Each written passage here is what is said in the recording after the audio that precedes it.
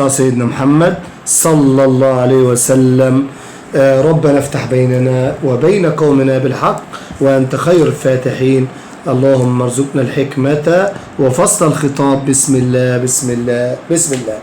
أولا كل عام هجري مبارك وأنتم بخير، كل عام وأنتم بخير بمناسبة عيد الهجرة المبارك 1447 جعله الله عام خير وبركة، لا يضيق لنا به صدر ولا يخيب لنا فيه أمر، واجعله يا رب فاتحة خير ونصر للمسلمين في مشارق الأرض ومغاربها.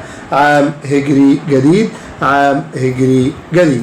طبعا عام 1447 طبعا متابعي الكرام لابد أن نصلي على من فات على هجرته 1447. اللهم صل وسلم وبارك على سيدنا محمد صلى الله عليه وسلم. اللهم اجعل هذا العام الهجري الجديد 1447 عام خير وبركة وسلام، وقدر لنا فيه التوفيق والسعادة، واجعله بداية لكل عمل صالح يرضيك يا كريم. اللهم آمين اللهم آمين اللهم آمين.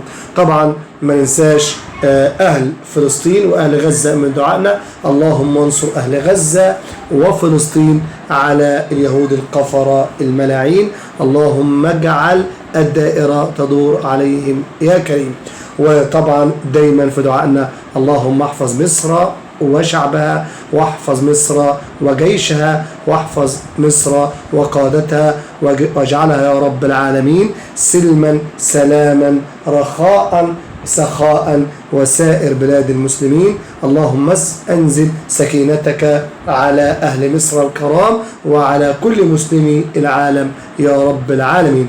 كل عام أبنائي وأنتم بخير، كل عام وطلاب الأعزاء وطالباتي الأعزاء بخير، كل عام ومتابعي الكرام بخير، وعام هجري سعيد يا رب لا يشقى فيه أحد.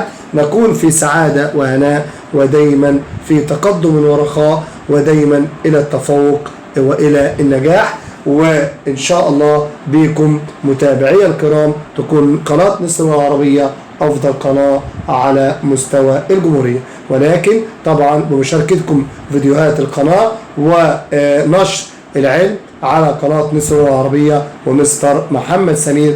كل حاجة إن شاء الله هتبقى سهلة، وبيكم إن شاء الله قناة مصر العربية تبقى أكبر قناة على مستوى الجمهورية. نهاية وقبلها بداية، كل عام هجري وأنتم بخير، وكل عام وأنتم جميعا في يمن وسعادة وهناء.